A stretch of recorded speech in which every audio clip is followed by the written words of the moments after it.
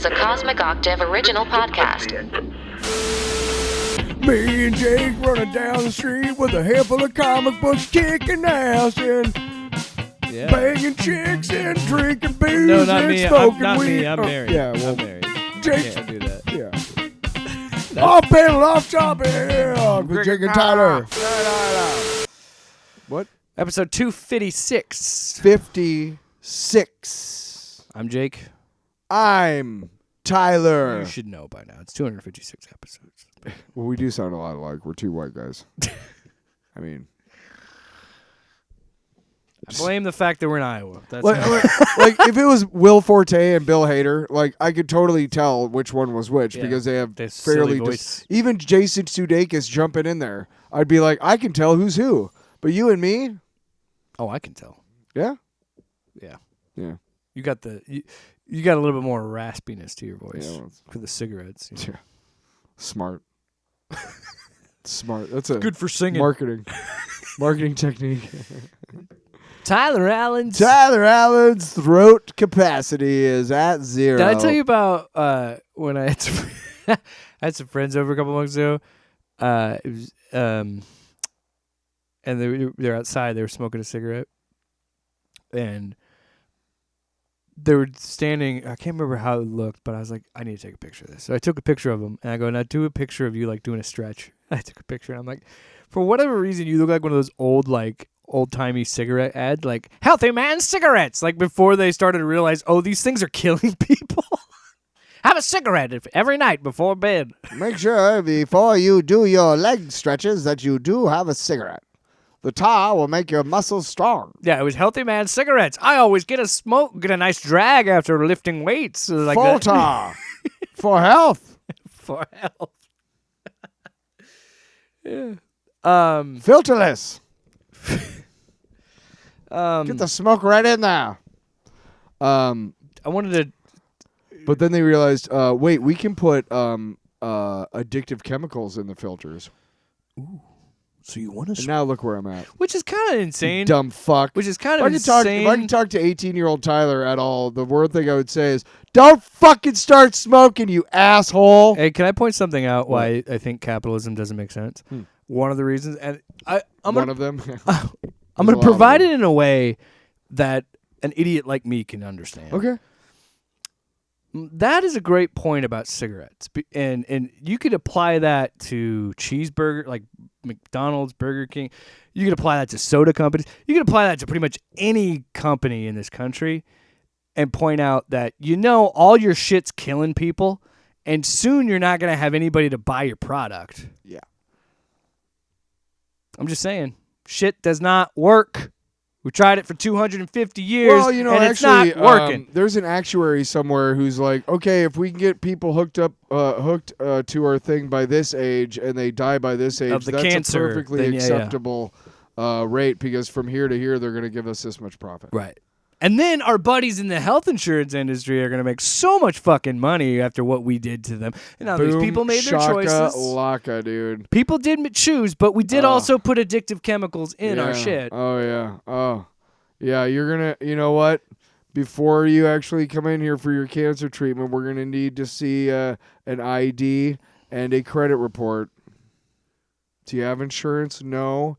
Well, I guess we're obligated to help you, I guess. We put your heart back in because your insurance was canceled, so we're just going to leave you with the shitty heart so you can fucking rot, you poor bastard. You're about to die, and we're going to also put you on the street. Here is a box of cookies and a bottle of water. Okay, we'll get to we'll actually get to the show here in a second. But God bless. I will tell you this right now. More than ever, I've been playing a shit ton of Cyberpunk 2077. Okay, why? Because it's a good game. Okay. Is that your LONGBOX? No. Okay. But I will say this. That game, I told you about some of the stuff with how there's these things called corporate wars in the lore where it's this company wanted to buy this company, but so did this company, and they got so big they hired private militaries and fought each other. Guys, that's not 50 years in the future. That's right now. That's right now. And it's weird how it's almost like we have been saying in our art for years, and especially in sci-fi, hey guys, stop, because we're going to hit this part. We're going to hit this apex, and everything's going to collapse, but you're not listening. I'm just glad we're here to witness it. Anyway, So let's anyway. talk about things we're enjoying in this shithole world.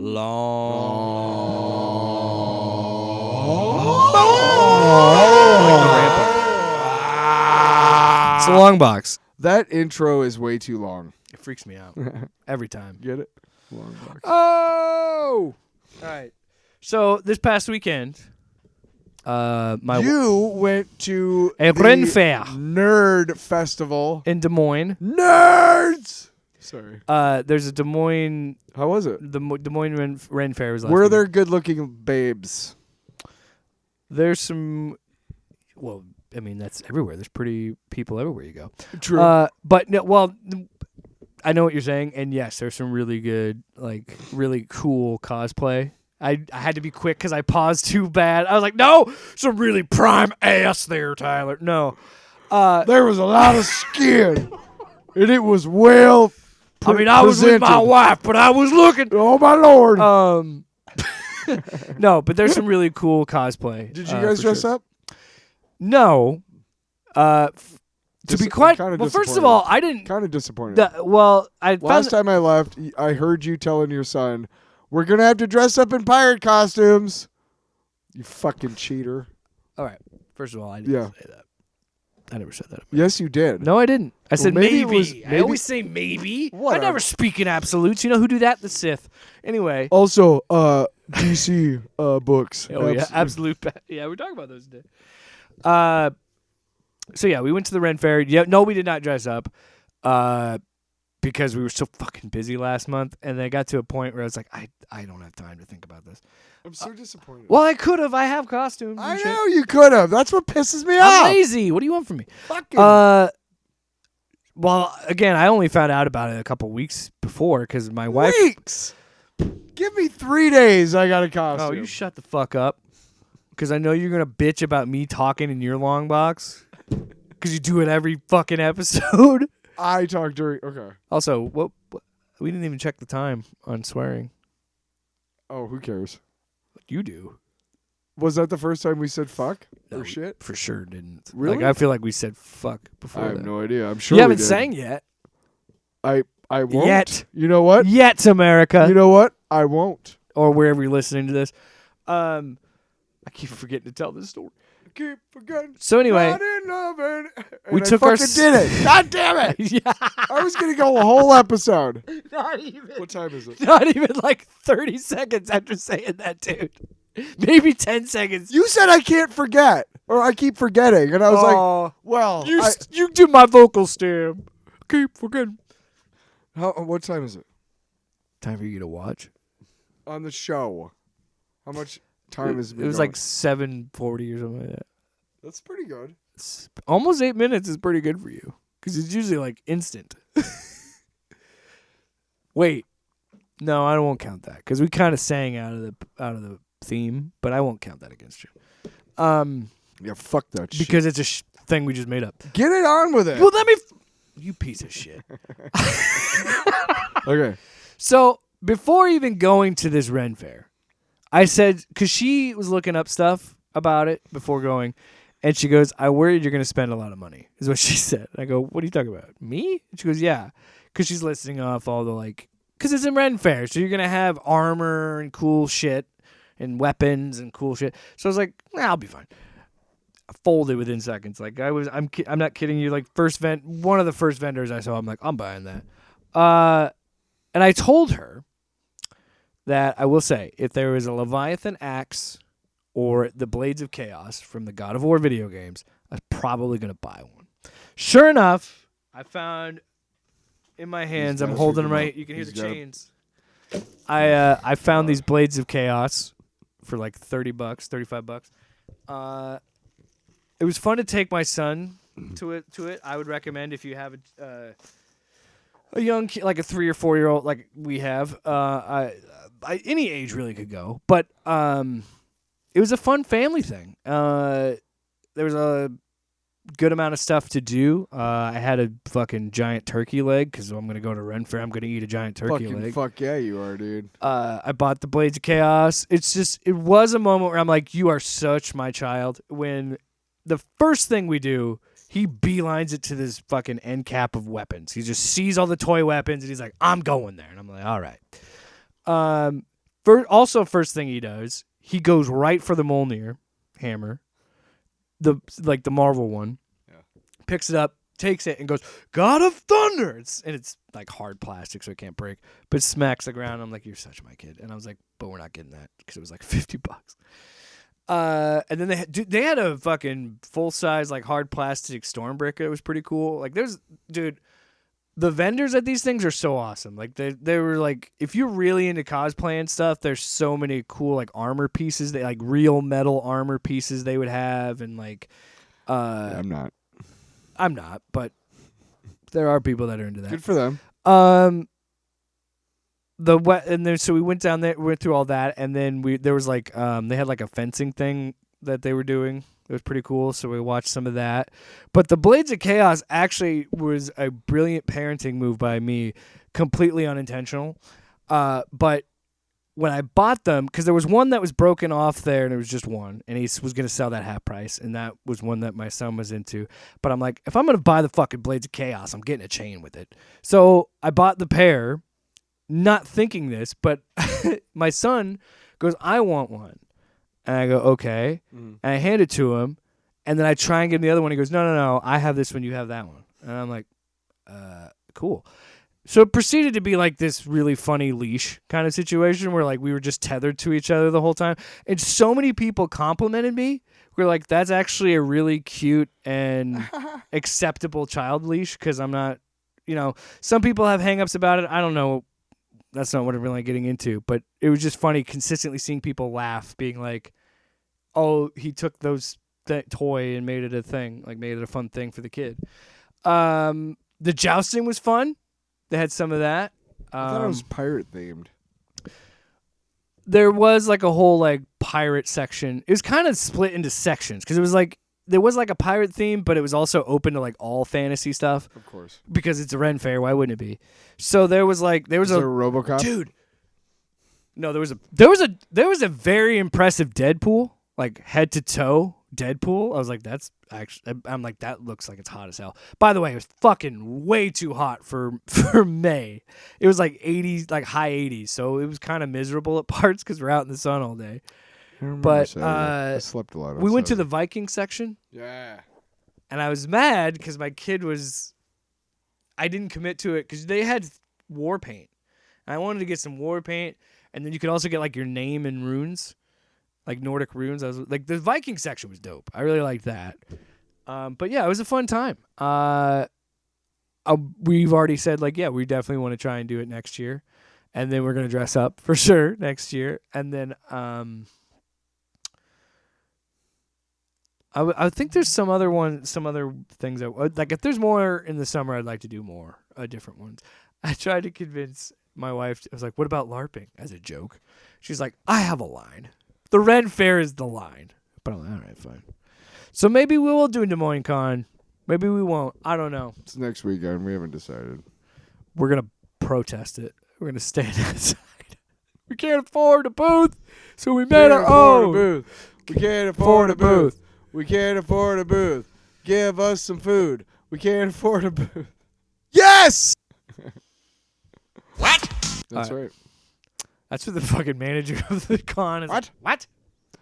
Give us a pretzel. Give us some comic books. They say, get out of here. And then we have to go in our cars, and then we say, executive producer Larry David. If you want us to leave, the first thing you need to do is go back in there and go to all the girls who are cosplaying as Sailor Moon and say, hello.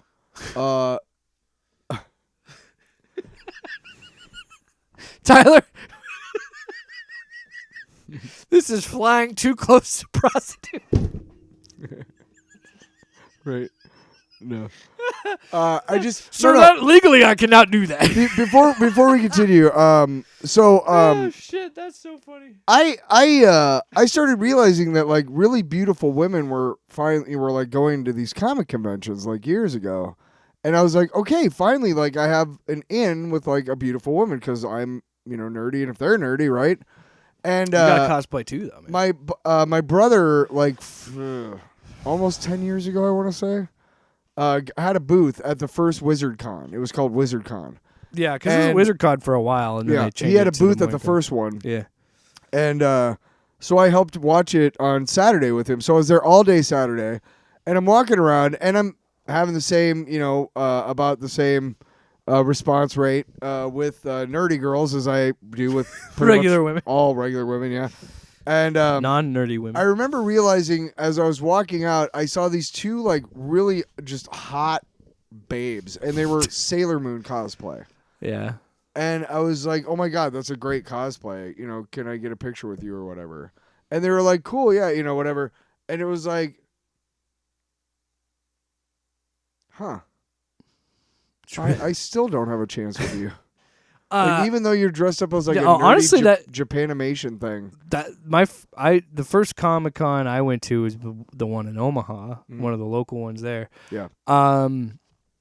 And that was the first time I've ever like taken pictures with people cosplaying, and it is funny how easy it is because obviously they worked hard on it, and they want to show it off. That's the whole reason to do it, is for people who want to be like, "Oh, you look really cool. I want to take a picture with you." Like that's the whole thing, and then they can make a lot of fucking money in those competitions and stuff. Like they're especially like the one in Kansas City. That's I'm not a getting pretty into that shit, but yeah. I mean, you know what you should do one year. Seeing really cool cosplay is really cool. One year, you and I should go to the KC Con, Planet Comic Con. Shut the hell up. It's fun. You shut up. So my long box this week is a show called Banshee. Now, I was telling you about this week. I couldn't figure out Danish television in my hotel. So when I would get back to my hotel, like we'd watch TV at my friend's house, and whatnot. But when I got back to my hotel, I was like, okay. So I pulled out my my laptop. I couldn't get Prime Video on my laptop. I don't know why. So I'm like, okay, what can I get on my laptop? And I thought HBO Max, and I went and I saw this show, and it was called Banshee, and I'm like, oh, it's Anthony Starr. And I was like, oh, holy shit, like this is his new show after The Boys. Yeah. So I watched like a couple episodes. The next day I'm talking to my friend, and we're about to watch The Boys. I think it was episode 6. Yeah. And we're about to watch it, and I was like, hey, da-da-da. And she's like, no, I can't, because Homelander's shit, and I can't, Yeah. And I'm like, okay, well, I definitely suggest, like, trying it, because it's interesting. Find out that, no, it's been over for a long time, like 10 years. Yeah. It was 4 years from 13 to 16. And when I worked at MediaCom, okay, they gave us a promo disc, and it had Game of Thrones, Banshee, and I can't remember that. Maybe, there was one other one on there, one other show. Maybe Breaking Bad. I don't know. But there were 3 shows on there, and they were promos, and we would get promos all the time when I worked at MediaCom, and that was one of them. And I remember looking at it and being like, "Oh, Liv Schreiber's got a show," because it looks like Liv Schreiber. And I was like, that doesn't really. I read the synopsis. I'm like, that doesn't really interest me, so I didn't even watch. Oh, True Detective was the other show. So it's like 3 really good shows, right? Mm-hmm. But I didn't care to watch Banshee because I was like, whatever. And so obviously years later, now I know Anthony Starr as Homelander. Mm-hmm. Okay.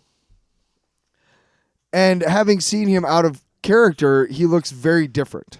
Yeah. He's dark. He's got dark hair. He's got a beard, whatever.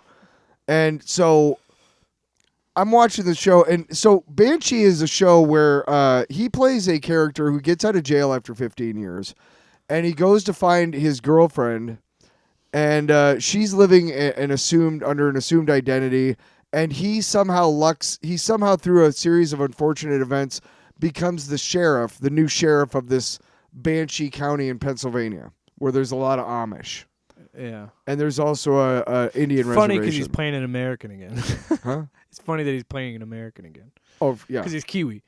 Well, yeah, So this show is interesting because I'm one of those people who demands a little bit of realism in my fighting scenes and whatnot. I demand it because there's times when you're like, that person's dead, whatever. But somehow this show like goes way over the top with this shit, like ridiculously so. Like shit happens that would never happen in real life. the bravado, the drama, the murdering, the fucking violence, the sex. Oh my God. Every episode has like 3 or 4 like gratuitous. Like we're talking like naked and a guy's ass like, you know what I mean? Like we're talking almost MacGruber style gratuitous, right? Because the show my wife has been watching. Because a lot of shows have realistic. Yeah, what show? It's called Off Campus, but she's been watching. I've been just playing. It's one of those things where she's watching it and I'm playing my PlayStation on a separate screen. But it's one of those things where like that is a lot of sex, and I'm like, all right, they're fucking. The Boys was the same way. They had when their sex scenes were very gratuitous. They're the man inside a tiny little man inside a man's penis. But anyway, there's a lot of just fucking in that show. Yeah, a lot of fucking and a lot of violence. And to be really honest, like it's an interesting show because they're running away from his girlfriend's dad is this gangster, and they're running away from him. He's also dealing with all the shit in the town. And there's like this guy Ulrich Thompson who plays the Amish Mafia, who plays Sinestro. Oh, in the Lantern show, he's this Amish. He was banished from the Amish community when he was really young, and he made himself a criminal empire. So he's Amish, and he's like the businessman in town, but he's also like everybody knows he's dirty, right? Mm-hmm. Deals drugs and all that shit. So it's just an interesting story because again, like the violence is so over the top that you're like.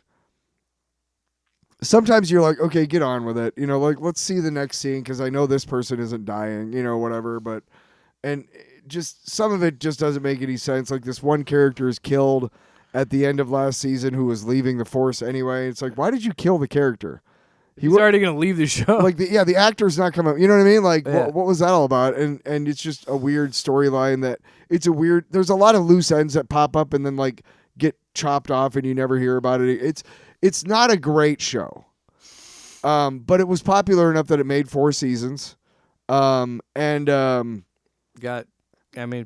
one of the reasons he got Homelander. Probably because he is naked a lot, and he is definitely. I meant like acting wise. Well, he's naked a lot, and he's just this guy who's full of rage, and he does a lot of his own stunts. So like a lot of the fight scenes are interesting. There was one that I was watching an episode today before I came here, and this guy is standing outside, and this Indian woman throws a hatchet at him and buries it in his right pec, and he's like, "Oh shit!" And she's like, "Hey, before here's what I'm gonna do. I'm gonna kill you, and then I'm gonna go in there and gut your boss." And he's like, "I don't think so." And he pulls the hatchet out, and they have this whole fight, and the fight like he was washing the Rolls Royce. And the fight goes over and through and around and under the Rolls Royce. It's very Deadpool and Wolverine-esque. Yeah. And then he fucking uses the hood ornament from the Rolls Royce to gash her throat open and then pull her windpipe out with his hand. Yeah, you see what I'm saying? It's like, come on. Really? Well, the gash in the throat is enough. Why are you ripping out a windpipe? It's just somebody was like, "Hey, this is fun. Let's do this." And starting with the season 2, I'm on season 3 and there's 4, like I said. Starting with season 2, they started doing the, stay tuned after the episode for a zoom in on this episode, type of thing. Behind the scenes. Right. And so I started watching those, and clearly the actors are having fun with it. And like there's a lot of the draw, I think, for the actresses especially, is that there's a lot of stunt work and action sequences that they might not see in other projects. So they're really appreciative of that, and that's why they kind of love working on the project, even though they pretty much have to show their tits every episode, which I guess is fine. So he did a good amount of his own stunts in that? Huh? Anthony started a good amount of his own stunts? Yeah, because they talk about how the one thing they wanted to keep was most of the actors being able to do their own stunts because it looks funky. It is hard because you have to cut around the other person. But or you do something really stupid like fucking CG someone's face on a body, then you make it look like it's something out of a PS2 game. There's a moment in True Lies. Oh, There's a moment when he's in the opening sequence where he's running down the mountain and there's guys after him, and you can clearly see in two different shots. One, he's running towards you. The other one is when he turns around to shoot on his back while he's sliding on his back. Yeah. And that's totally his stuntman with a wig on. You know what I mean? Well, it's even worse now because everything's getting like upscaled. So now all that shit is getting more I can visible. tell back in the day, like they did their best. Yeah. But anyway, so the reason why I wanted to do this, I've been watching for a couple weeks now, but the reason why I wanted to do that for LONGBOX is because one of our favorite shows finished this week. Yeah. And Today, we are going to get into it We're now. talking about it as it happened. The Boys finale, season 5, episode 8, Blood and Bone. Blood and Bone, yeah. I do think it's funny that you mentioned his stunt work. Anthony Starr's stunt work in that show because he's your age. He's 50. Yeah, I can't do stunts. Well, he said I'm 50 now. I'm too old for that shit. That's why he's like That's why he liked doing Homelander. Because he doesn't really have to do a lot of stunt work. Not really, no. The most he had to do was that famous clip of him and Gen V when he's like, he immediately drops his American accent and just goes, fuck off. Because they lifted him like 80 feet almost, it looked like, in the air on that crane before they put him down. And he talked about how he has a fear of heights. And then he brought about, like, yeah, he did stunt work in that show, but he's like, I don't fucking do stunt work anymore. I'm too old. That's brutal stunt work too. So let's get into the finale. So obviously spoilers. Before we start, let me just say that I have to say this is probably, I've seen a lot of finales over my years, and a lot of them don't work out. A lot of them try to do too much. A lot of them forget that we just want to see the threads and the loose ends and everything tied up. And you know what we like sometimes is a happy ending. Yeah. And to be really brutally honest, in this show, it needed one. This gave us all of that. It wrapped up all of the threads. It gave us happy endings for most of the characters. Obviously, Homelander and Butcher are dead. Father is dead, which I love how they killed him. That was awesome. That was great. I need a new job. Yeah. No, but finally he gets a fucking thing that won't pop off when she's fucking him in the ass. Yeah. And he uses it to plug up his mouth. Yeah.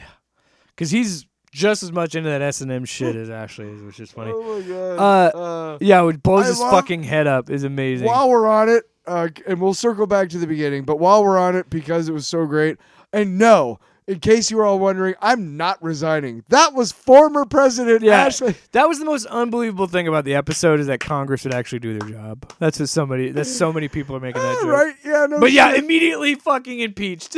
So great. So great. So fucking that's the great. thing. That's the thing. I truly think that every character had a satisfying end. Yeah. Every character. That Deep made it. ate it the way he should have.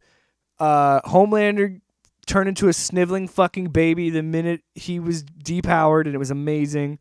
Ashley getting fucking impeached, Sage becoming normal and being like, I'm gonna go to Orlando and just go to the theme parks because we're all fucked. Harry Potter, by the way, folks. Okay, I have a lot of positive things. I'm in the same boat as you. I loved it. I felt like it was a really good way to wrap up the show. Starlight, Mother's Milk, yeah, Kamiko. I will say the one scene that hit me really hard was when Kamiko was eating the thing. But here's why. I was just in Europe, and that reminds me of how much I miss Europe. I'm serious. Just sitting in a coffee shop and having like a really good pastry. Yeah. And just not fucking worrying about shit. Because you want to know why? People aren't worried about shit over there. Wonder why. Anyway. You just said positives. I'm trying to think. I can't think of one negative thing. I have some issues. Wow, well, fuck you then. I do have a few issues with it. I want to also kind of get out of this. Oh, the Gen V stuff? Yeah, that pissed me off. But anyway, okay, there's a negative. Yeah. Let me roll it back here. All right. This season, these last two seasons have gotten a lot of criticism. This season is getting torched online because they feel like the pacing... And I think it's because of the marketing. I think they interpreted that it was going to be scorched earth the entire season, and like Homelander was going to fucking dominate everything. I don't understand like why people. And I got and I like what and to me, I like how Kripke defends it. He's like, this is the same show. Yeah, nothing that is you've been watching for 5 years, assholes. You like the issues with the pacing is like, and because he's the one who came out and was like, yes, there's a benefit to releasing weekly, but he says this is what you run into is people complaining about pacing issues when it's week to week instead of a binge. Yep. And I feel like if you were to go back to start to episode 1 and watch it all the way through, I feel like it would have a through line just like every other season. I could see the argument that season 3 was its peak, and I could very well give you that because season 3 was great. Sure. But this ending was what it needed to be, except for the Gen V shit. So we spend 2 seasons building up these characters in that show to help with the Homelander, and the only way they do it is driving a fucking van to Canada? Like, that was the only part where it's like, you guys wrote yourself into a fucking corner with these characters, didn't know how to get out of it, so you made up some bullshit. Because they made a big deal in that Gen V show that she could kill Homelander. Yes. And like, she killed a V1 We see suit. her in the fucking first episode of season 5. We see her talking to Starlight. Yeah, Starlight visits her. Well, no, it's the see first. her again no. until 7. Until episode 7. It's the first episode. No. It's the first episode of season 2 of Gen V is when Annie talks to her. Well, no. You're right. She calls. She calls her. That was the first thing, and you're like, oh, cool. This is where they come in. Gone for 6 episodes. Even if she gets fucking lasered or something, I would complain about that, sure. But like somebody else said, well, for the people that didn't watch Gen V, it would be weird to introduce those characters then. And then why the fuck did you do it? You wasted 2 seasons, and then you canceled a 3rd season. Amazon did. And I do think there is a little bit of criticism to draw on of like, why are we spending so much time with Soldier Boy's past to set up this fucking Vought Rising show? By the way, there's another boys show in Mexico that got announced like 16 years ago, and we haven't talked about that. Spin-off. That is where I'm frustrated. Let this shit die here. Like, it should just end here. I don't need Vought Rising. I don't need anything else. I feel like this should, because this was so good, I'm like, that's fine. Leave it as it is. Even though they did leave it open. Stop breaking shit. And then there's one other criticism I have. You're just a dick. No, really, that was my biggest complaint, was the Gen V kids. Yeah. But I felt honestly, like that, whatever. And I felt like they did spend too much of this season kind of trying to set that Vought Rising shit up. Although, I do appreciate the character moments that we got with Soldier Boy, because Jensen Ackles is so good as Soldier Boy. I'm going to watch Vought Rising. Why not? I mean, we will, but I'm just like, I feel like... We'll probably watch The Boys, Mexico, whatever. Well, this should... Well, I feel like the Vought Rising thing should probably come out between 3 and 5, in between those seasons. Yeah, not afterwards. Because it's weird to go backwards after you just finished. It's like coming and then kissing again. I don't know, I was making a bad joke. Okay, let's be romantic. Okay, I take it back. Now just give me a nice little peck. Oh, fuck! It's a kiss on the... No, I would say like a kiss on the cheek. Like, can I have a handshake? Yeah. Oh, you drained my fucking balls! Mwah. I love you. Mwah. Good night. I have to Although that kind of sounds nice. You know what? I've done that. Just a peck on the forehead. Just right after a big old blow and busted a big old load. Oh my god. We're gonna cut all that out. Were we just talking about trying to talk to somebody about carrying our podcast? Not anymore. Well, that part's cut. So you cut that. You're a dead man. Scorched earth. Scorched earth. Too fucking right. So, let's talk about it. I wanted this setup to that of when he comes into the room and he goes, "Oi, Daddy's home," and it's like, fucking finally, we're finally gonna get, because they have fought before, but god damn it, that moment is so good because I liked the last fight. Because he says, he quotes Homelander back to him. He says the blood and bone thing. He says scorched fucking earth, and there's another bit, blood and bone, and then Homelander just stands up and says, "All right, bitch, let's go." Like, that's it. I love it. But anyway, you like this fight? The fight overall was just really good. Ryan coming in to help at the last minute. Well, even how Kimiko finally got the fire going. Well, I love the three and then fights. Everybody's done. I love the three interconnected Yeah, fights because and you then- had O-Father and Huey and MM fighting. Then you had Starlight fucking flying off. The minute they got in the sand, I'm like, that fuc's going in the water. Which is a beautiful payoff to this season. Yes. And his story, really, because fuck the Deep. He's a great actor, but fuck that guy. Dude, the fact that character. Homelander literally tells him, like, this is all I've done is to show you how worthless you are. And he's still, like, defending Homelander to Starlight. The final fight between Butcher and Homelander, especially after Homelander has no powers, and he's just kicking his ass. Oh, so, but before that, I wanted to and talk... then he fucking breaks his fucking... What? I want to talk about this before that. When... because the part where Kimiko gets the power to do it, because they kept the setup before that, they depower Sage because Sage is talking shit about Frenchie to get her to blast her, because he's like, oi, you had to be really mad to do it. We had to spill some tea on you.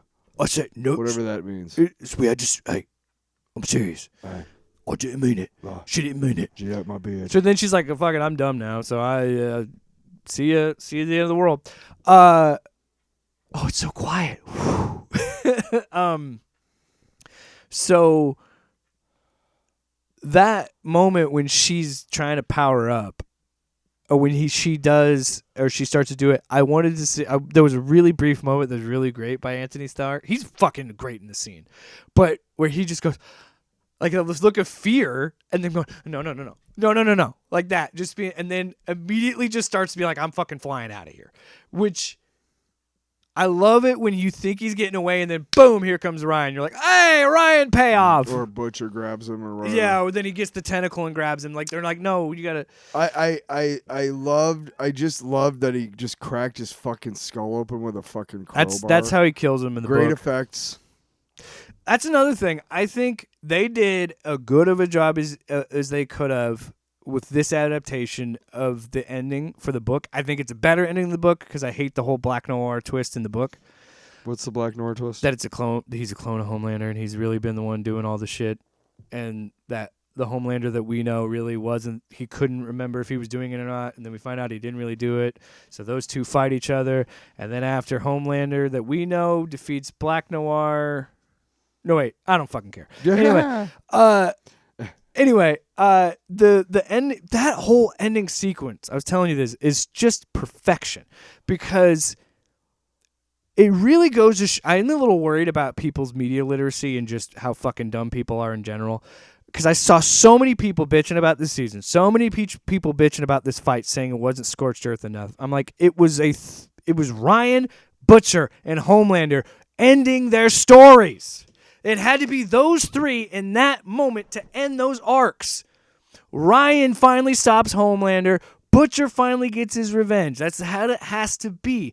And this whole people trying to argue logic drive me fucking crazy. Because they're bitching because moments ago, for a joke, he takes the Elon Musk character and just throws him into space. And he goes, you said he was an astronaut, and I put him in space. Just fucking awesome. Like, he could shoot straight up to space that fast, but he can't fly away out of this building. It's a goddamn story. They don't really have superpowers. Shut the fuck up. I'm like, there's one thing to be criticize something, but then there's one thing to fucking nitpick like that, because it's like, then you're never going to enjoy a story, because you have to do these things to tell a story. Yeah, I'm tired of seeing that shit. I'm so tired of it. Again, the Gen V stuff doesn't bother me enough to, like, not to not mention it, because you kind of have to, but it doesn't bother me enough to ruin the episode. And the symbolism of the fact that, another thing I was thinking about, the symbolism of Annie being the one to take down Deep after he was the catalyst. His sexual assault of her was this whole catalyst. Oh, when he says your mouth. Yeah. Oh, when he's fucking crying and Oi, you crying? But yeah, even then, he's still trying to be like, it's a Robin Hood test. Robin Hood, like the... Yeah. Kirk, just like Sean Connery rewarded Kevin Costner at the end of Robin and Prince of Thieves. You are such a fucking moron. Yeah.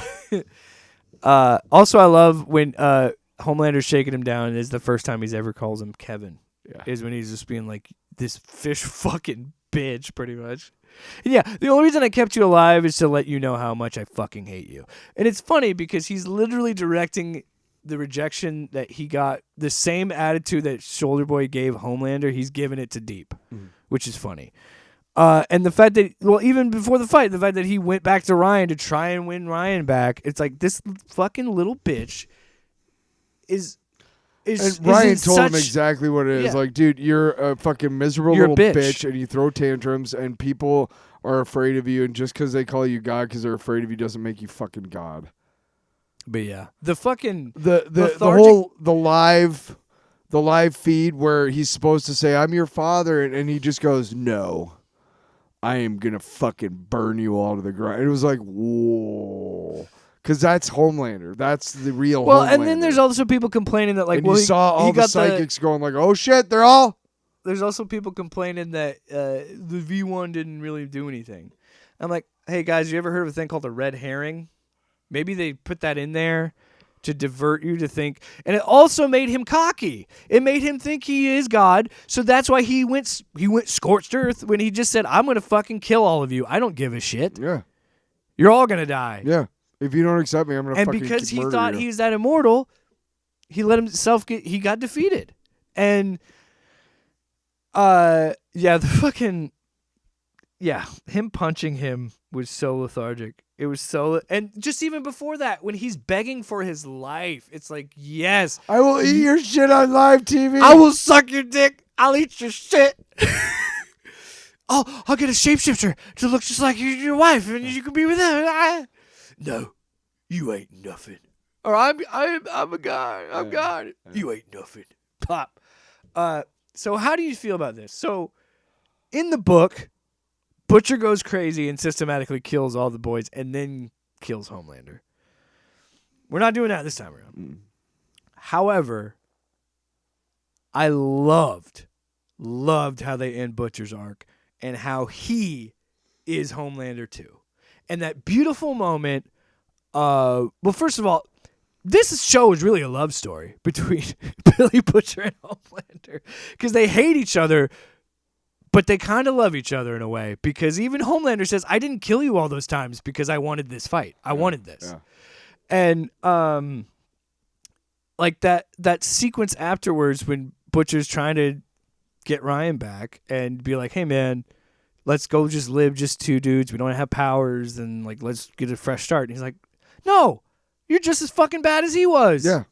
Fuck you. And rightfully so. And so then, do we need to kill the dog? Do we need to have a dead dog in the show? I mean, come on. But yeah, Terror dies. So now he has no, that was the thing. That was like, all right, so now he has no attachments. So now he's going to go genocidal again because why not? And I love the final fight with him and Huey. Yep. Because it's emotional because you know Huey's getting his fucking ass beat. And you can tell Butcher he's like, I don't want to fucking kill you, man. But I will because this is what I want. Because he has kind of a compelling point because he's like, Vought still exists. Soups still exists. No, I'm not saying you just genocide these people, but I see why his line of thinking of like, yeah, I get it. How do you, dude? It's living in America. Anytime a shitty company like Vought does anything, you think, hey, there might be consequences, and then you realize, oh no, there isn't because they have money. Yeah, and that's all that matters in this fucking shithole country. Yeah, I get it. Did you hear me, government? This country sucks dick. Wow, did you just break it? Yeah, I did. No, they're coming in now. No, where's the sound? It's fine. It's good. I can't hear anything. Hold on. Can you hear me now? Yeah. Is that better? Fucker. Sorry, I went on a tangent again. But no, I see where Butcher's coming from, where it's like it doesn't matter. But yeah, the final fight was good. But also Huey's in the right because nothing gives you a right to genocide people. Nothing. So that I love that, and then the thing, like, it's a really good moment because you see Butcher leave his finger off the trigger to send off the virus, but it's too late because Huey already shot him. And then that was a really nice tender moment with the two of them. Tender love. Between two men. And again, very similar to how it happens in the comics. Huey kills Butcher in the comics as well. But in the comics, Huey doesn't kill, has a chance to kill him, doesn't at first, but Butcher like goads him into doing it. And I like that this one is Huey had no other choice, because even Butcher at the end says, "No, you had to do it, because I wouldn't have stopped." Yep. Yeah, and then we find out that Huey's got his own shop with Starlight. They're pregnant. MM gets back with his wife, and adopts Ryan, I think, is the implication. Yeah. Welcomes him into the family. Yeah, because he's like 16 or 17 or whatever. And yeah, Kimiko is... Oh, dude, I cannot forget this moment. So the part where Frenchie says rage doesn't give you strength was fucking beautiful. But I loved the scene before that when Huey goes, "I want you to know you're not a weapon. Mm. You've always been... Frenchie always knew you were more than a weapon. You're more than a weapon to us." And he allowed us to see it. Yeah. I was like, damn. And in a show filled with shit where you literally the same episode where you have a guy talk about eating it or putting a titanium ball gag in his mouth. You have like really emotional beats like that. So obviously, the show I was talking about doesn't have the level of comic violence that like this one does, of course, right? It's more grounded in reality. But that's the thing I think that draws me to that show as well as this one. And it is the fact that all of that other stuff is window dressing for a story about what it means to be human and what it means to live in this society and what it means to be an everyday human being and how it makes us suffer and how it makes us rejoice and how it makes us love and how it makes us hate and how it makes us angry and how it makes us sad. And that's what these shows are about, and that's why they're good shows, and that's why people watch them. Yeah. Now, from the outside looking in, these are horrible shows with just mass violence and sex. Violence, yeah. Yeah, but you're not paying attention to what is really going on in the show. There's more to it than that, yeah. And those are punctuations. Yeah. The sex and the violence is punctuating the poignancy of the story that we're watching. I wrote that just now. No, yeah. I think that when you, at the end of the day, with all the violence and the gore and all that, you still need a strong, beating heart. You still need a good story. You have to feel for these characters. You have to care. And like I didn't shed a tear, but I was like, damn, that's so good. Like when she sees him and she's starting to cry. It's a very emotional thing because, like, as someone who has problems with anger, it's really cool to see a show just be like, you think that doesn't make you strong, and realize like real strength comes from being emotional and not relying on your rage and not focusing on that. And yeah, it's also a show about, hey, revenge is never good. Also, Nazis suck. Fuck Nazis. Also, I don't know how I feel about Starlight fighting crime pregnant. Kind of dangerous, Huey. Just saying. Also, I love the fact that they left it open to possibly do a sequel if they ever wanted to, because they left the soups in, like all the soups are alive, and the president tried to offer Huey a job, and he's like, "Fuck no." Yeah, I honestly I don't want a sequel series. I'm happy with this. Yeah. And hey, man. Like you said, it's rare a show actually fucking lands the plane. Yeah. Which is funny, because this show is famous for a plane that didn't land. Because remember when he lays on it? Honestly, truthfully, I kind of want to go back to season 1 and kind of watch it again. And just, because I'm not like, and you and I are in the same boat, I'm not like other people. I enjoyed this last season. I enjoyed even though I had some problems with season 4, I enjoyed every season of this show. You know what I do when I watch a show that I maybe don't care for, like, all of it? I just might not watch the next episode. You know what I don't do? I don't go online and start pissing over everything that these people have worked hard on. And also, if you're going to do that, where is your fucking vitriol for the fucking goddamn reality television shit that's making us dumber by the fucking day and allowing this type of government to gain power. Fuck you. Yeah, really? Hey, you know what? Ew, fuck you. Let's criticize a good, smart, satirical show that is showing us, holding up a mirror to us and showing us how fucking stupid we are. No, let's not criticize the fucking reality shows which make us dumb. I want to be clear, and you know this goes without saying, but I'm going to say it anyway. You can not like the show. That's fine. Yeah, I don't care. Yeah. But I can't. Don't watch it, I can't. then, and Yeah, shut that's up. what I'm saying. We live in an age where you have more entertainment at your fingertips than you possibly should Watch have. Than something you should else. have. Yes. Go watch something else. Well, yay. Or I can't believe you're wasting that much time. Now, Faire, we do criticize artistic things and content here too, but we do it walking into it knowing that we may not like it. That's the purpose of the content. Maybe you're trying to create content online by being like, I hate everything. Well, fuck you. it's just lazy. Lazy. It's lazy. Yeah. Oh, I hate everything. But you and I have said this, and I mean this. There are sometimes you watch a trailer or you see a clip and you're like, that looks like shit. But when I sit down to watch, but when I sit down to watch a show or whatever, and I've said it on the show, and I will continue to say it on the show, so people understand it. I never, unless it's really bad, like that movie LaQuisha or something. Yeah. I never want to go into a movie hating it ever. No. Why would I? Why would I want to go into something and waste 2 hours? You know what I mean? Or 3 hours? No. I always want to watch something open-minded. We went and saw something in the theater that I was very skeptical about, but I ended up liking a lot. What was it? Shit. I've seen so many movies over the years. God. I don't know. There was a movie I remember. I was like, right. I wanted to. Okay, we gotta gonna take get into this books. fucker out. No. I could write a book about what you don't know. That's right. That's right. Blah blah blah blah blah. Okay. Fuck you. I always do that. It's counterproductive. All right. In my hand here, I have Tales of the Green Lantern Corps, Guy Gardner. No, I knew it was a one shot when It I is a bought it. one-shot, yes. My dog is chasing his tail, and he stopped. That was just bizarre. Like, it was very loud. Pay too. attention to me! All right. Is that fun? So, yeah, this is mostly a one-shot. That is a one-shot. is in the middle of the Green Lantern I don't know book. why I bought it exactly. Look, when I was a kid, I read Justice League International, and I let you borrow it. I don't know if you ever read it, you fucker.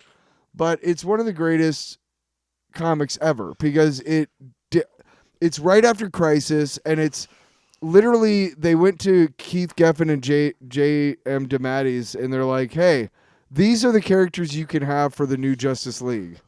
And they're like, what? These are nobody. These are nobodies. They're Blue Beetle, Booster Gold, Black Canary, Shazam. What? Yeah.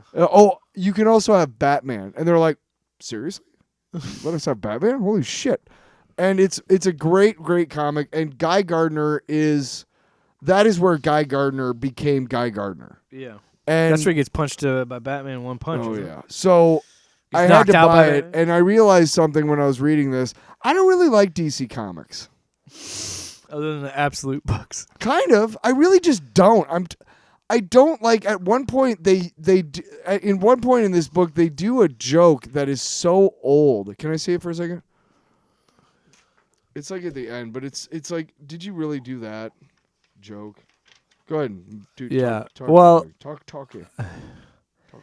So it's a story following Guy Gardner because he is paranoid that the Manhunter androids are coming back. They were the ones that hunted Green Lantern. And I wouldn't have gotten away with it. Are you fucking serious? A Scooby-Doo fucking joke? Are you fucking serious right now? Gerry Duggan. Are you fucking serious? The duality of man, because I'm pretty sure last week we did Wonder Man, and you were like, fucking love this book. And then you read this one, you're like, I'm not here for it. What do you mean? He wrote both. He wrote Gerry Well, fuck you for using a goddamn Scooby-Doo joke. Duggan. So Anyway. anyway, I do love the train he made. The constructs are great. So the whole thing is he's paranoid about the Manhunters, and he's off doing stuff. And there's an internal affairs investigation in the Green Lantern Well, Corps. apparently John Stewart created a clone of that. Oh my God! Time out. I will applaud this book for fucking mocking that because I feel like at parts this book makes fun of it. The whole idea is stupid that we're in this day and age. That kind of shit is why Pulling people make fucking bullshit. That's like, why people make fun well, of John comics. Stewart created a clone of himself, and now everybody's like, which one is the real? Who fucking cares? Stop it with the clones and shit. Because you wrote yourself into a fucking corner. So the only way You're a bad writer. The only way they find out is when they fight each other. So yeah, because. Well, only John Stewart can kick my ass. John Stewart finally, and of course the guys have to Will you beat let the me shit out of talk each about it other for a second. Yeah. So John Stewart finally finds him. Yeah. Also, there's like 3 artists, and the art changes. Oh my God, that Fuck, drives that- me nuts too. Right? Writing down the credits for this, I was furious because I whenever we do the description, we always put the books in the description. Normally, it's like 1 artist, 2 artists. There were 4 fucking artists on this book on separate pages, and I cannot stand that shit. Pick.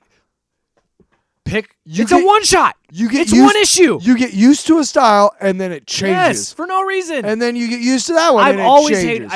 hated that. So you're shit. so you're agreeing with me? This is a shitty fucking book and a bad fucking buy. The writing. Okay, the things I did like, I did enjoy Guy, and he's just chewing on a.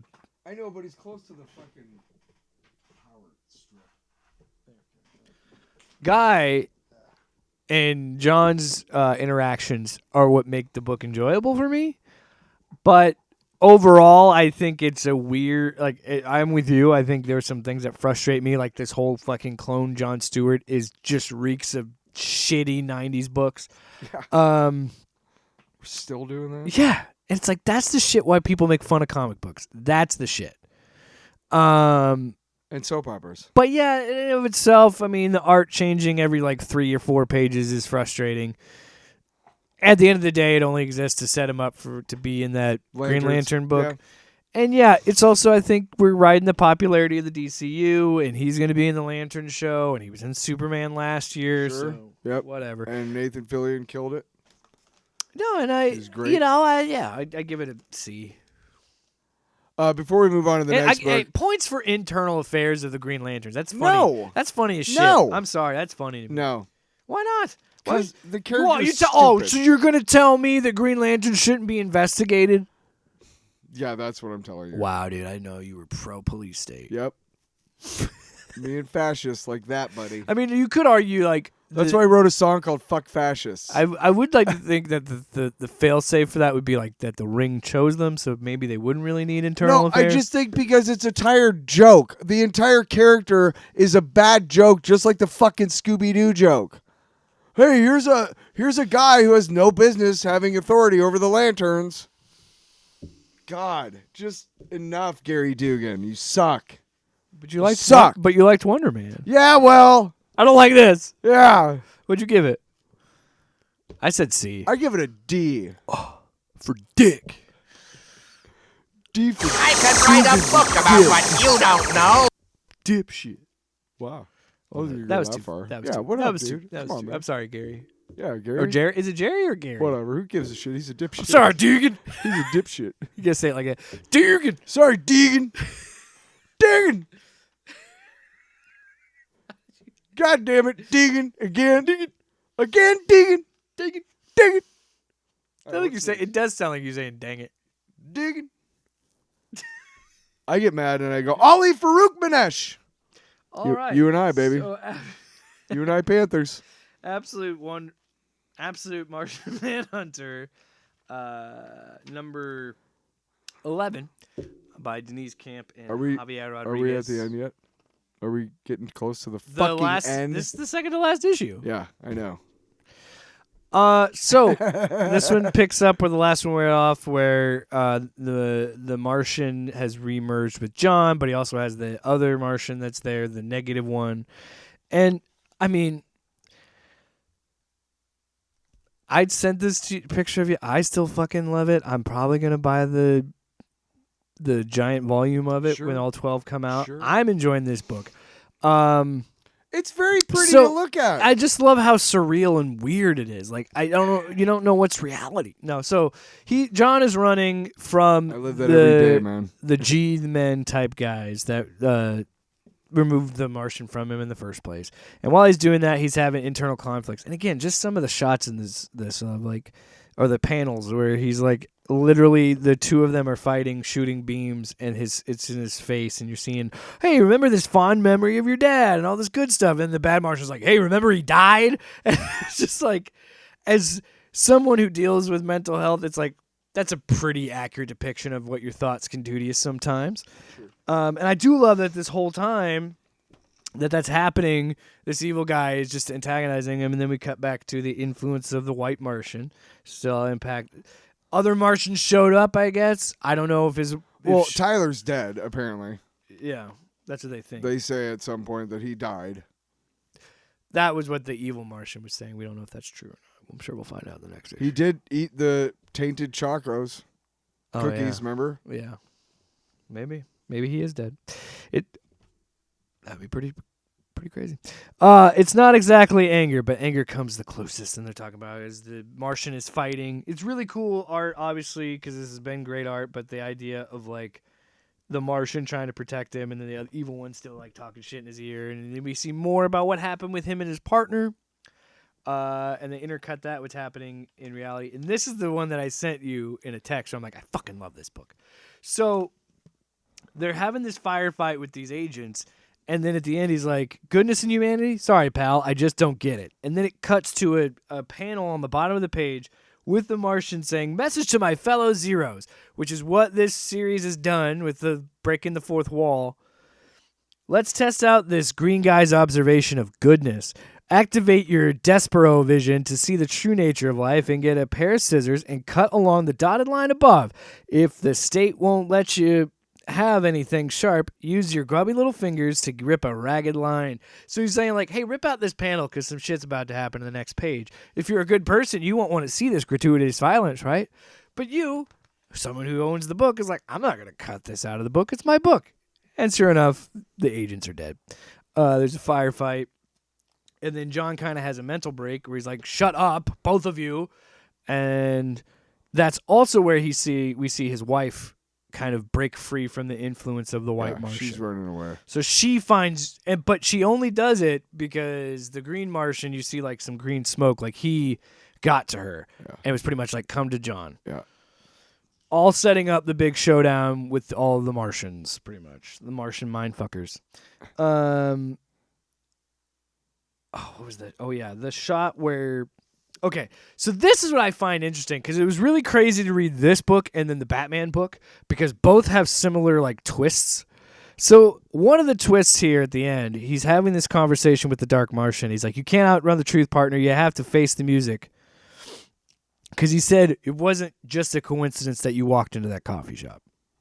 And that's where this Dark Martian is kind of laying out this whole idea of the Martian Manhunter has been you were picked for a reason. He has been manipulating you since forever. He's been here longer than you. Well, think. There's a project. And he says, are you even yourself? Have you really ever been yourself? And then it kind of cuts to a flashback of him with watching someone get the electric chair, and then like just like the jeez, it's just so like the art in this book, man. And then one of the favorite shots is like when he's kind of breaking it down is like when he goes into his eye and you see the color go from green to red, and then it looks like the Martian. Yeah. And then pretty much it wraps up with John reuniting with his wife, kind of setting up the final confrontation with the white Martian and how this is all going to end. I don't know, man. I'm still enjoying the book. I love the art. I love this story because it is like this really surreal story of, like I talked about before, about the falling apart of a marriage, the falling apart of a family. Yeah. The idea of the identity collapse and how we can lose each other, lose ourselves in these dark thoughts and lose ourselves in this perspective. And like, I don't know. I just think it's a really cerebral book and psychedelic, and just, I don't know, man. I fucking love it. I don't know what it is other than I just love looking at it. Yeah. You know what? A. Give it an A. What do you think, Tyler? Oh, give it a B. You're just not enjoying it as much as I am. Look, those Defenders books that we read, those quick little miniseries, I loved them. The Doctor Strange thing we did, I loved that. It's too many. It's too much. Do you feel like they're trying to... Yeah. 12 issues? Give me a fucking break. You could have done this all in 5. Yes, you could have. The Green Arrow, Absolute Green Arrow, 6 issues. This is gratuitous. You want to talk about pacing? Fuck me, dude. It was like issue 5 before I think we saw the actual Martian Manhunter. Like in his physical? Like Yeah, I'm pretty sure. I'm pretty sure up until then it was just him with weird colored smoke coming out of his head and whatever. Okay. Next month. Woo. Then we're done. You just hate DC, man. No. I just don't care for I'm books messing with that you. don't seem to get anywhere.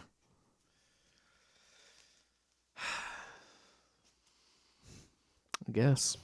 We're doing 3 fucking DC books this week. Hey, you got Hulk. At the end. I could write a book about what you don't know. Absolute Batman number 20. Mm-hmm. Scott Snyder writing it. Nick Dragotta drawing it. So the book opens with the Joker in the Joker cave and just laughing. Who has a lot of the things that the Finally regular starts Batman laughing, has. and then you see his like demon form peeking through. So Also, gross. This book is so his gross. Baby throne. This book is so gross, man. Oh yeah, I didn't even notice the baby. That's why I'm like, I think it's the same guy, Yeah, it is. and he's just been feeding off these babies. Like, what the fuck, Scott? Who hurt you, man? So This book is a lot of straw man. I like it. Scarecrow. I like how he does Scarecrow in this. And am I crazy or does Scarecrow look like his dad? Kind of look like Thomas. I don't know. I'm just saying. I mean, clearly there's another thing about like your whole life has So- been a lie. Yeah. Okay. No, okay, we'll get in there. So last issue, Gordon was mind Killed. controlled off a roof by Yeah. the Scarecrow. That Batman they pinned it all on Batman. He also managed to recover the files before Jim could burn them. Mm. So he looks into him. I love this panel of him being like, what? Just love how it's drawn. So he also kind of goes radio silent after everything, doesn't want to talk to everybody. And he's trying to piece together all this shit that he found from Gordon. Harley Quinn breaks in with Alfred, and they're like, nah, man, they're not doing anything. I like seeing what the Riddler's up to. Yeah, we see Waylon trying to convince Riddler, and then Riddler just goes, oh, we're all busy. Yeah. And he's showing like, oh, That's they're interesting. coming into the role of being the villain. Harvey's pissed because all the people he put in jail get let out because of Batman murders, because they know he worked with Batman to bring in the criminals. So now he's chilling at this club, making his move. I love all of the redesigns, I think. I love the long hair on Harvey. I love how fucking gross Penguin looks. Yeah. In the Iceberg Lounge, they're going to go blow up the other. They have no business. So the solution that Oswald has is to go blow up the other club. Yeah.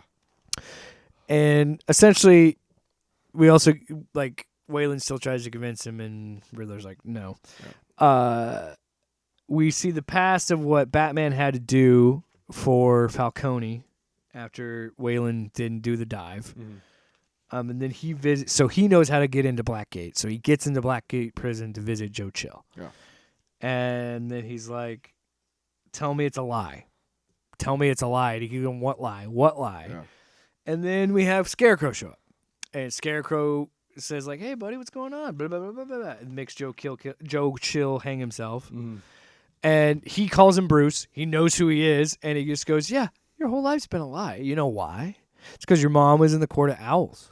And that's why she's just... Why do you think your dad was brought to the zoo at that time? Okay. So then I'm like, okay.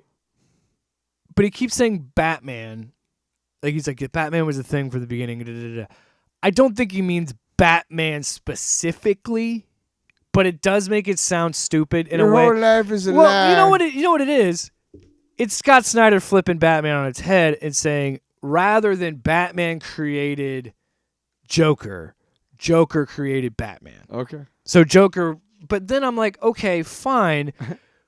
But, well, maybe even not even that. It might even be the Night Owl, the Court of Owls created Batman. But even though, what's the end game? Was he supposed to be a Talon? Was he supposed to serve them? I'm sure we'll find out in the next couple issues. Sure. Which is good writing because I'm asking questions. But the whole thing, because I'm just saying he kind of looks like him. Am I crazy? Maybe I'm just trying to make a connection. But eventually what happens is he kills Joe Chill. Mm-hmm. Batman tries to save him, and Scarecrow's like, no. Chops off his cape when he's trying to grab him. Yeah. He's like, I'll tear you apart. And he's like, yeah, I guess that's my cue to leave. So then he leaves, and whew. Cops show up. And then fight the Robins. But it's not the cops. It's the Robins. Also, the giant-ass mech that he runs. Like, the scale of this book... You and I have talked about it so many times. We're 20 issues in. Insane. My disbelief is gone. The man drove an elevator shaft, and he fought a Bane that was the size of Godzilla. I'm fine. But I love it, dude. Meanwhile, I have trouble watching Banshee and a guy getting punched in the head more than 3 times. I do love the... But I have no problem with Godzilla-sized Bane. That has always bothered me in shows. Like when they just hang on a shot and the guy just keeps punching a guy for like 8 You punches. can't do that in real life. So they're dead. Your hand's gonna break. Yes. And they are hamburger. They are dead. Their brain is mush. Anyway.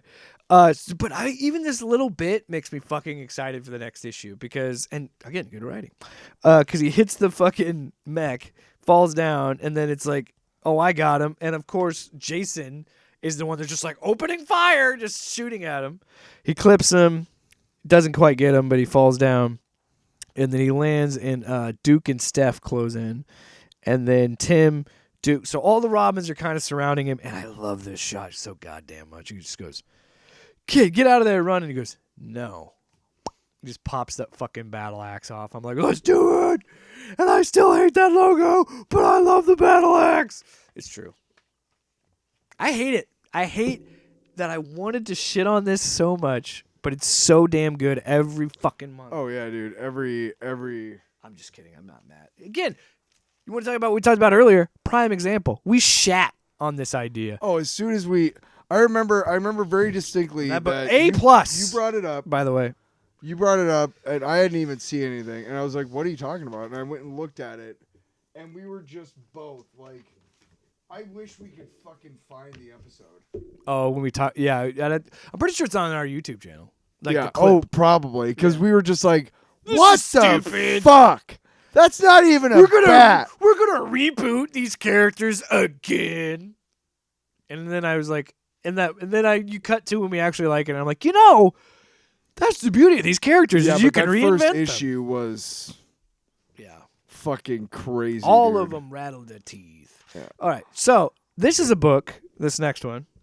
I could write a book about what you don't know. This is a trade, so we're gonna be talking about all 5 issues and kind of a broad thing. One of the best things, real quick. One of the best things that Al Ewing has done in the last 10 years was the Immortal Hulk, and why is because he brought horror back to the Hulk book, which it hadn't seen in a while, and maybe had not really been touched on enough. I mean, he was a monster originally. Exactly. Yeah. So this book, I read almost the entire run.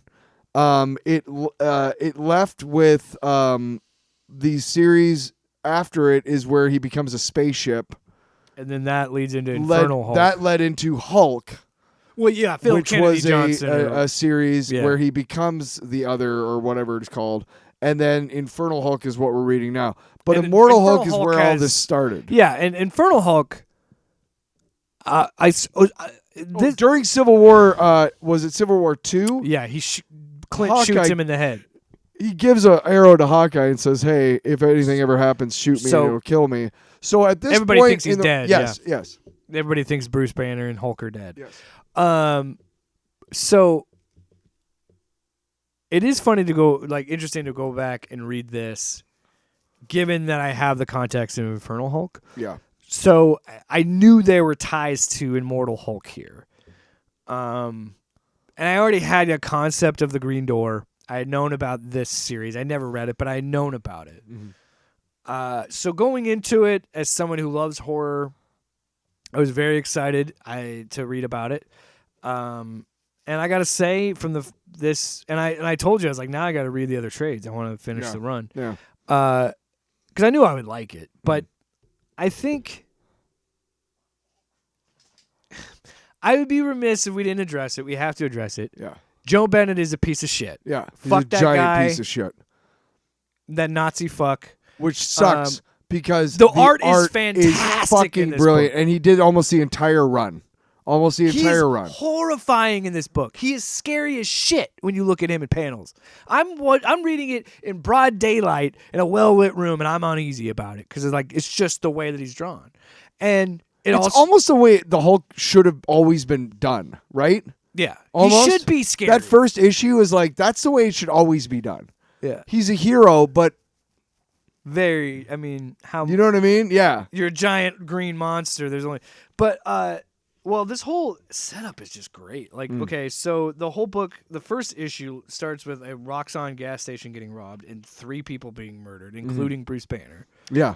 But God, man, the build up to finally getting to Hulk in that first issue is fantastic because you find out that the guy robbed the place because he's trying to pay off a debt to these bikers.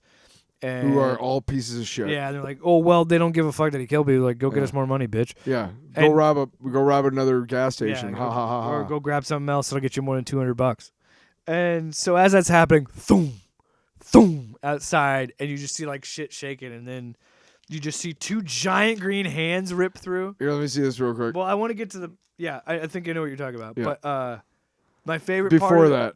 My favorite part is when he confronts him. Oh yeah, giant. It's a 2-page splash. It's giant Hulk, and he just goes, Sandra Ann Brockhurst. That was her name. Yeah, that was the little 10-year-old girl that he shot at the gas station. Because he shot her and her mom and Bruce. No, he shot her and the gas station guy. The mom survived. Oh yeah, because the mom was pumping gas. Okay, we see the 2 big green hands come in, and all you hear is like no, and gunfire, and he's running away, and a gunfire, shoot him for the eyes. It doesn't do anything. It doesn't do any. God no. I know what you are. I know what you are, you son of a bitch. You're him. You're the, and then silence. Yeah. And that is, to me, that's when it's like, that's just really cool. But yeah, Sandra Ann Brockhurst, that was her name. But like, oh my God. Yeah. Then after that is a 2-page splash of just like, she was 12. Because then you get to see the justice of Hulk.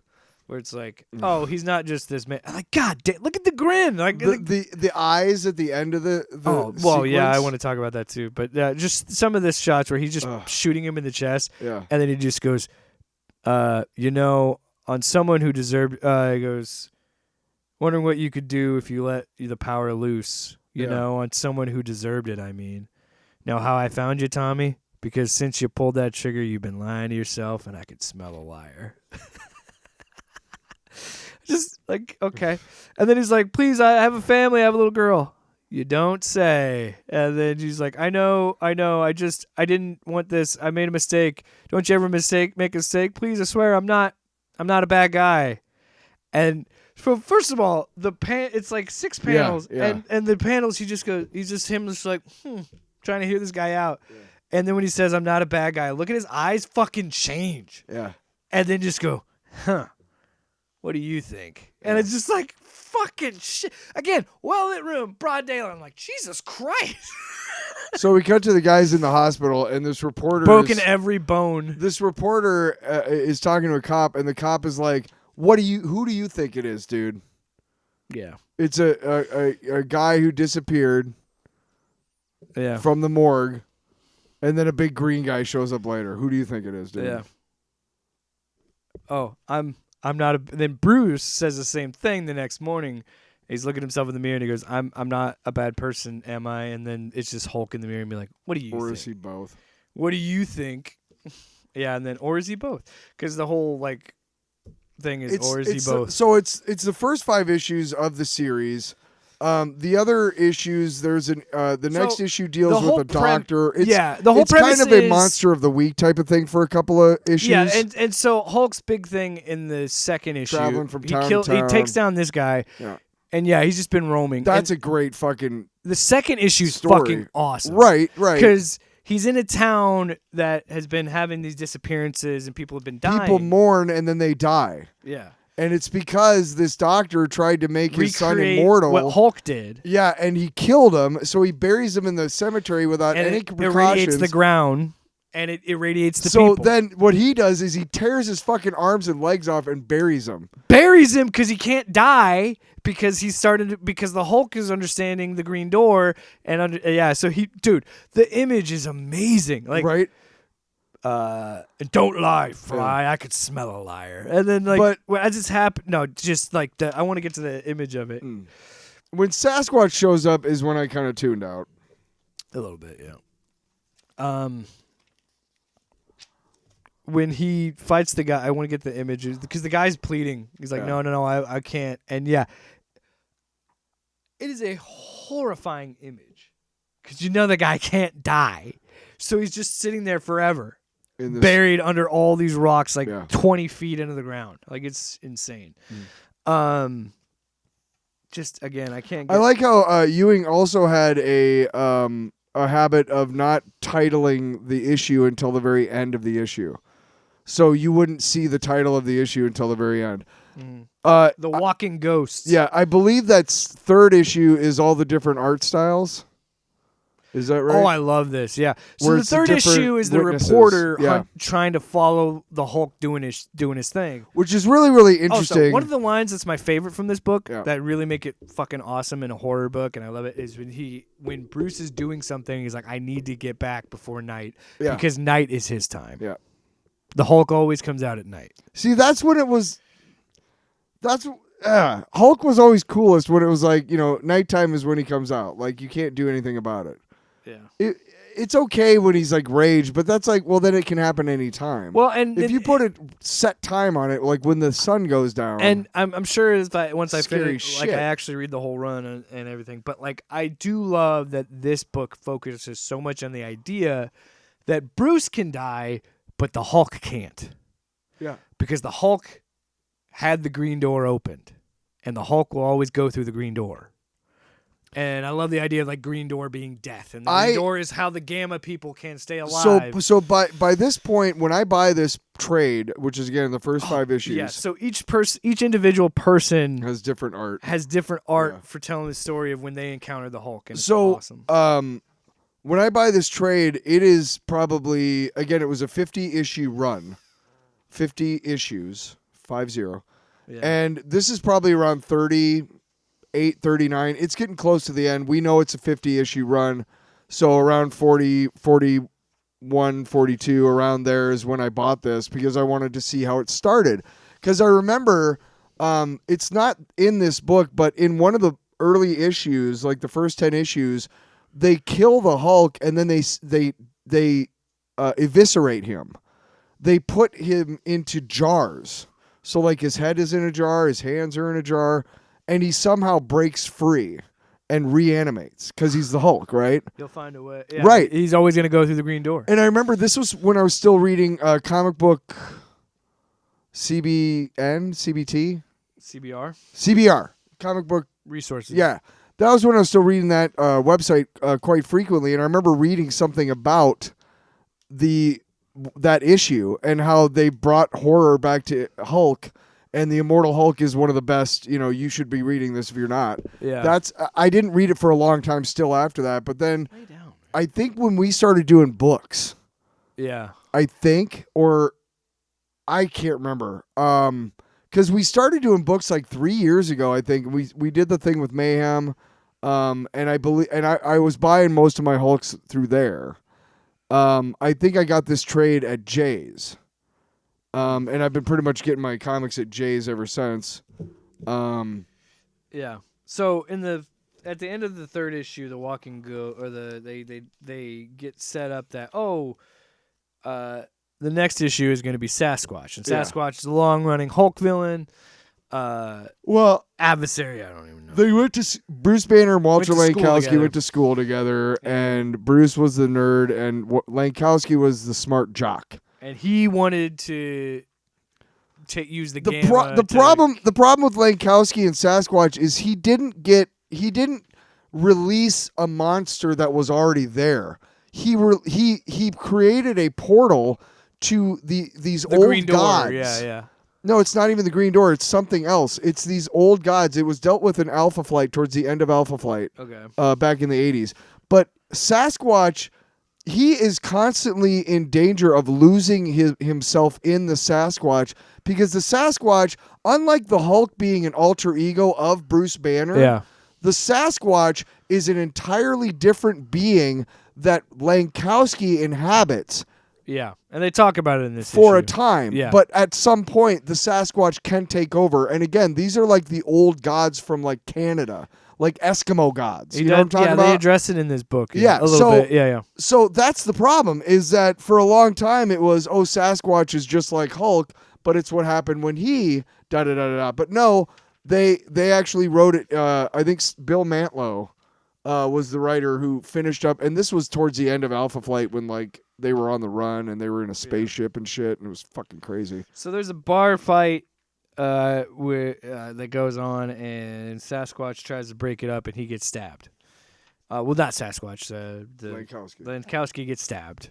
But remember, he fucked with Gamma, and he knows where the Green Door is. So in the hospital, while they think he's dead, the Sasquatch wakes up. And because that whole I like time, how he draws Sasquatch.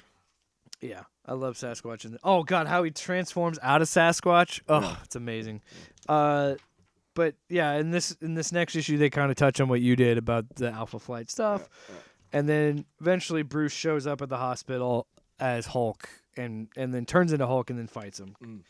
And during the fight, Because Sasquatch slices Bruce's throat, and Sasquatch even says, "I don't want to talk to him." Slices his throat, being like, "Fucking bring on the Hulk," because he knows this was gonna happen. So he's like, "It hurts to die, doesn't it, Bruce?" And then Bruce is choking on his blood and says, "Always." And then, "And when you're hurt, Banner, I take it personal," is when Hulk shows it, because it's one panel bleeding out, next it's his eyes transforming into the Hulk. I'm like, God, man. You can show me the green eye transformation 1,000 times, and I will still love it every time. Yeah, but it still pales in comparison to Bill Bixby in the TV show. It does. Sorry. So anyway, Sasquatch Hulk fight. But in the fight, Hulk absorbs the gamma from Sasquatch, and he becomes Walter again. And what did he say? He goes, "Gamma radiation, I absorb it, makes me stronger. Took all of his, no more Sasquatch, no more dad," or whatever that was. Because when he's doing it, he sees a reflection of his dad, of Bruce's dad. Yeah. He's like, "You saved him," and he's like, "Shut up, McGee. You're with the local paper." He's like, "Stop following me. It's personal. The truth. Now, what's going on?" And again, it's horrifying, scary. He's so scary looking in this book. I love it. But he just tells her, like, "Go home. This is bigger than this shit. Run away." And then we end the book the same way we started the book, where it's the same line. There are two people in every mirror. There's one you can see, and then there's the other one, the one you don't want to. And in the reflection is Bruce's dad. What does it mean? Well, you know, because you read the whole series. But I mean, you can mine that shit for decades. Well, so I'm not familiar with. So in the Ang Lee's Hulk, Nick Nolte is the absorbing man, which I know is not in the. It was made for the movie, but was his dad abusive in the comics? Oh yeah. So they kept that his dad part of killed his mom. Okay, so they kept that in the Ang Lee Hulk because while I was looking at that, I was like, wasn't his dad abusive in the comics? Is what I was trying to remember. That's one thing about the Ang Lee Hulk that a lot of people don't give credit for. Yeah, he did the thing. Yeah, he did do that. It's a very real depiction of domestic violence and domestic abuse. Also, he used panels in a movie. Fuck all y'all. Look, all right? man, I think he used panels. That's okay, awesome. okay. Fuck you. Go watch it now. Go watch that movie now. Now. Here's the 'cause thing. It sucks. No. I think it's better than we remember it. I think it was absolutely ahead of is. its time and Absolutely what superhero it movies were was. trying Yes, to do. It was. But I will defend that some of that shit looks ugly. Like, some of those panels are fucking annoying, dude. Whatever. Sometimes it's cool, but the novelty wears off when they're having a conversation across from each other like you and I are, but we got to split it into a panel. All right. And I'm like, you fucker. Stop Shut getting up. cute. Shut up. And then when the dude gets blown up, there's a scene where a guy gets blown up into frame, and it does a panel. Like, there's some weird shots in that movie. That being said, I am interested to read more of this book. I would love to finish the run and read, because there's only 50, right? So I'd love to read the next 45 issues. Yeah, here's the other thing too, is that the Hulk has been around for a long time, and just as long as Spider-Man. Every one of these Thor. characters has been around forever. Captain It America. seems like they struggle to find new ideas. Right now, Thor is a mortal guy. Okay, but it's a street level. But it's working. Yeah. Right now, the Infernal Hulk, especially, is dealing with the idea that an entirely different entity can take over the Hulk, the Hulk creature. Now, I've always been a fan of the Hulk because he reminds me of myself in that I've always desired that when I get really, really angry that I'm stronger than everybody else. That I can just say fuck it and break shit and people will leave me alone, right? Yeah. I've always felt like that. And I love that there are writers like Al Ewing, and right now it's Nick Klein? No, Philip Kennedy Johnson. Nick Klein. And the guy who started writing the Hulk where he was a spaceship. I can't remember the fucking This is Donny writer. Cates. Huh? Donny Cates. I love that they've been able to take this character and use stuff that has always been there, and just twist it just slightly. And here's a whole other aspect to the character. I love the idea that Al Ewing was like, well, why can't the Hulk? Like let's explore why the Hulk can't die, or what makes I love that idea. Yeah, let's really dive into the whole Bruce Banner has died and does die sometimes, and the Hulk always comes. Let's deal with the Hulk that will always horror bring him back. Yeah, that the Bruce Banner always has to deal with this horror of whatever. Well, because if you think about it, like nobody can ever experience this, but the idea sounds brutal. You get fucking murdered like he does in this book, where he gets shot in the head, he gets his throat slit, and then.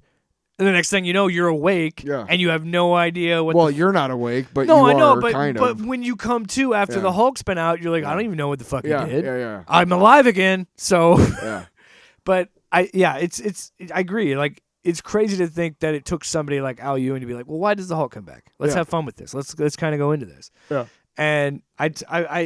It's just funny because it's like it used to be Donny Cates, but he had recently, like a year or two ago, had a serious accident, and he hasn't. Well, that's why that one guy finished. the series, and he hasn't been writing for a while. But it used to be Marvel calls up him and like, hey, we need you to take a little bit lesser known character or a popular character and kind of flip it on its head and redo it. Then after that happened with him, now it's Al Ewing. Al Ewing is did it with Immortal Hulk. He's doing it now with Mortal Thor, and taking, like we said, a book that I thought was stupid on its face, but then takes this idea. Oh yeah, me too. Oh, what if we'd make a street level Thor that doesn't have powers so fucking well? Yeah. And that's what I feel about this book. Let's make Hulk scary again. And yet he's still fucked up absolute Green Lantern. True. Still smelling his own farts. Oh yeah, right. That's what he did after he farted. You ever hear of a blade job? Off panel, off job here with Jake and Tyler.